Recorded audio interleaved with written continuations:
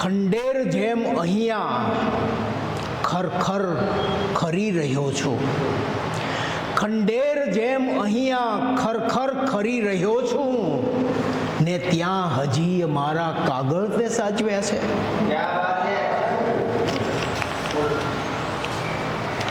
એ જગા પર નામ તો મારું જરા મૂકી જુઓ. ખંડેરને માટે બધા પર્યાય ફિક્કા લાગશે. એ જગા પર નામ તો મારું જરા મૂકી જુઓ. ખંડેરને માટે બધા પર્યાય ફિક્કા લાગશે. રજૂ કરું છું એક ગઝલ કે અમે દ્વાર પર વેલ લાવી શક્યા નહીં. વેલ એટલે વેલડું, અને આ તો શૂરવીરોની ભૂમિ. વેલડાથી અહીંયા કોઈ અપરિચિત હોય એવું તો બને જ નહીં. કે અમે દ્વાર પર વેલ લાવી શક્યા નહીં, તમે રાત ઓઢીને આવી શક્યા નહીં. અમે દ્વાર પર વેલ લાવી શક્યા નહીં, તમે રાત ઓઢીને આવી શક્યા નહીં. અમે કંઈક જન્મો વટાવીને આવ્યા. અમે કંઈક જન્મો વટાવીને આવ્યા, તમે એક ઉંમર વટાવી શક્યા નહીં. અમે કંઈક જન્મો વટાવીને આવ્યા, તમે એક ઉંમર વટાવી શક્યા નહીં. અમે સૂર્ય પાસેથી સિંદૂર લાવ્યા. અમે સૂર્ય પાસેથી સિંદૂર લાવ્યા, તમે કેશમાં એ લગાવી શક્યા નહીં. તમે કેશમાં એ લગાવી શક્યા નહીં. અમે વાયરાને લહિયો બનાવ્યો. અમે વાયરાને લહિયો બનાવ્યો, તમે બે શબ્દ પણ લખાવી શક્યા નહીં. અમે તો મિનારે ચઢીને કબૂલ્યું. અમે તો મિનારે ચઢીને કબૂલ્યું, તમે સેજ ગરદન ઝુકાવી શક્યા નહીં. અમે દ્વાર પર વેલ લાવી શક્યા નહીં, તમે રાત ઓઢીને આવી શક્યા નહીં. Thank you.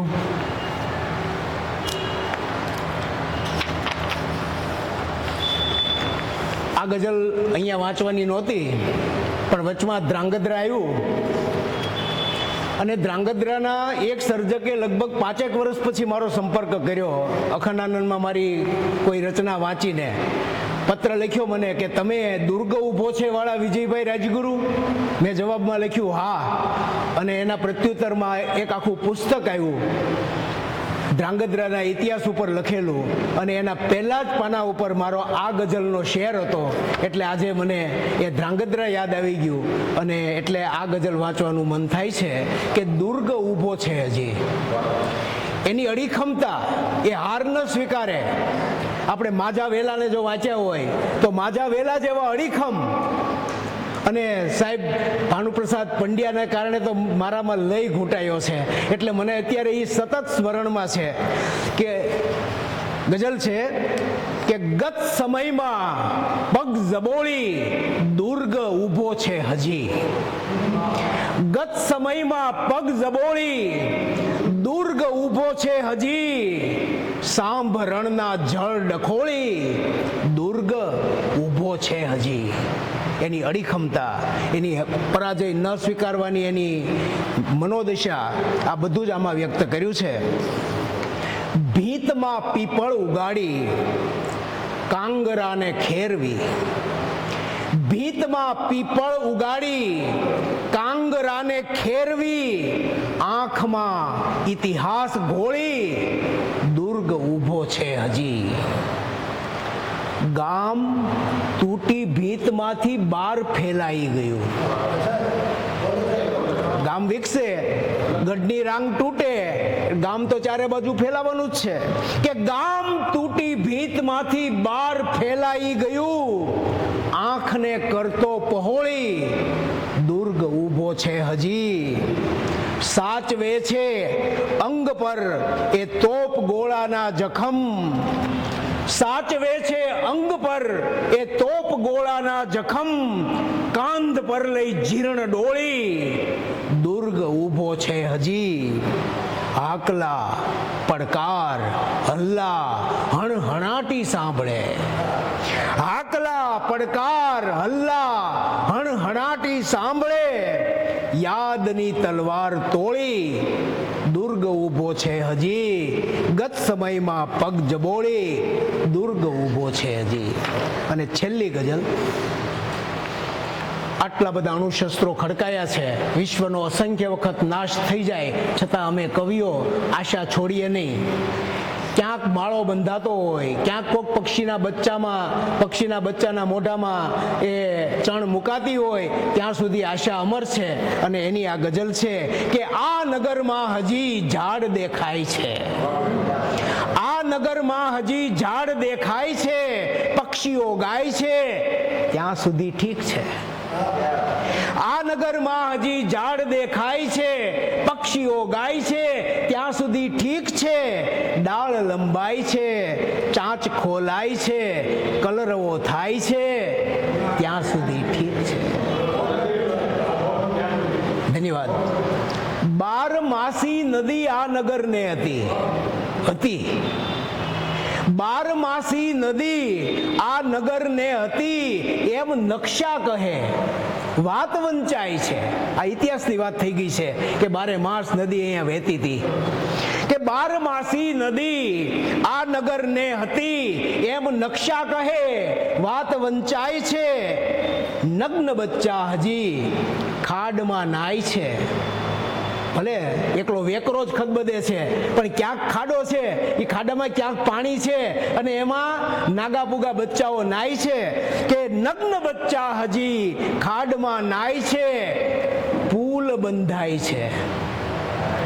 નગ્ન બચ્ચા હજી ખાડમાં નાય છે, પુલ બંધાય છે, ત્યાં સુધી ઠીક છે. રોજ અખબારમાં, ટેલિવિઝન ઉપર, રોજ અખબારમાં ટેલિવિઝન ઉપર લૂંટ, હત્યા અને રેપ ચર્ચાય છે. રોજ અખબારમાં ટેલિવિઝન ઉપર લૂંટ, હત્યા અને રેપ ચર્ચાય છે. આ નગરમાં છતાં સાવ અણજાણના દર્દ પૂછાય છે, ત્યાં સુધી ઠીક છે. Thank you. આ નગરમાં ભલે પથ્થરી બાવલા ચોક ચૌટે બધે ખૂબ ખોડાય છે. આ નગરમાં ભલે પથ્થરી બાવલા ચોક ચૌટે બધે ખૂબ ખોડાય છે.